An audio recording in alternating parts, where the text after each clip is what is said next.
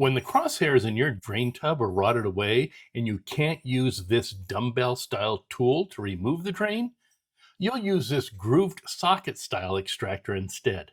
Tap it into the drain firmly. Don't smash on it, just a couple firm taps to give it a good bite on the drain. Use a long handle ratchet for some good leverage, and if it's really stuck, you may want a cheater bar on that ratchet. Once it's fully unthreaded, pull out the old drain. And if you get a little squeamish, you may want to prepare yourself for the potential gag factor that may happen right about now. Yeah, that's nasty, but not the worst I've seen. Now, if your tub was a little slow draining, it will be a whole lot better now. Clean off all the old plumber's putty and then remove the old rubber gasket underneath the drain opening in the tub. If it's a little hard, you can push down on the drain with something to give yourself a little wiggle room. Just not something sharp like the tip of a screwdriver. I've seen them poke a hole right through the drain pipe, and then you're in for a whole lot of other troubles to deal with. I like to use these complete drain kits from Jones Stevens. In the packet, you'll have your overflow plate, an adapter if you're going from a 2-screw plate to a single screw plate, the screws for the adapter and the new plate, and then you have the gasket for the overflow. Now, if you notice, the gasket is wedge-shaped, where one side is thicker than the other, and I'll go over that with you shortly. The drain parts include the stopper, the actual drain flange, and depending on your threads, you may also get an adapter. The adapter screws on to go from 1 3/8 waist elbows to a 1.5 inch. And you get your new gasket, which goes under the opening of the tub. Now, when you open the package, the gasket may be installed on the drain flange, but it does not go between the drain flange and the tub. Instead, it goes under the opening in the tub, which I'll show you right now. If you need to use the threaded adapter, install it first before you install the gasket.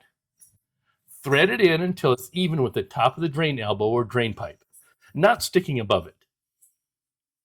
Now, when you install the gasket, it's easier if you push down on the drain pipe slightly to give yourself some room to work the gasket in. And use something that's not sharp, like a nut driver. Now, in this case, the drain goes down about 2 feet before an elbow or P-trap. So I had to use a long rod in order to push down on the drain pipe. And just push down on it slightly just to get a little bit of a gap. Not too hard. You don't want to damage the drain pipe. The reason I say to install the threaded adapter before the gasket is because the diameter of the adapter is slightly wider than the inside diameter of the gasket, which will make installing the adapter difficult if the gasket is installed first. Now roll out a thick rope of plumber's putty around the underside of the drain flange, and don't be stingy with it. You need enough to fill the gap between the drain flange and the tub. And the opening of the tub, now it's beveled down around the opening, so you want to fill that gap. Then just thread in the drain. Then you use the small end of that dumbbell tool. Now the tabs on that small end will fit into the openings in the bottom of the drain assembly. Those ones that were broken out in the old drain. Now you can place a screwdriver through this hole to give some leverage, or through the slots in the top, or you can put some pliers on it. You want all the excess putty to ooze out. That's how you know you obtained a good seal. If it doesn't squish out all the way around, that means you didn't put enough of this stuff on there. Now you can thread in the stopper. Now for the overflow plate. A flat or Phillips screwdriver will remove the old plate. You're also going to replace the gasket behind the opening in the tub here, just like you did for the drain.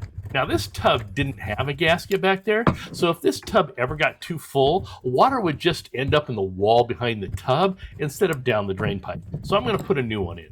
And just like the drain, pushing back on the drain pipe slightly will give you the room you need to get that gasket inside. And remember how the gasket was wedge-shaped? Now normally that thicker side will go towards the bottom. Then place your shiny new plate on and snug it down with the screw.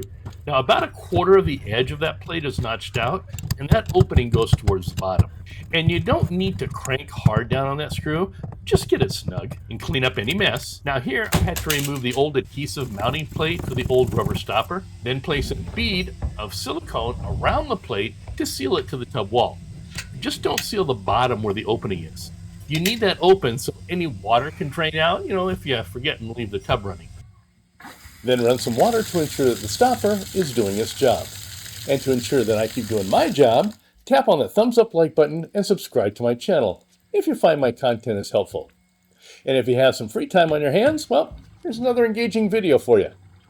This is your Uncle Brian saying thank you for watching, thank you for liking, thank you for subscribing, and I'll see you in one of my next videos. Like that one. Bye now.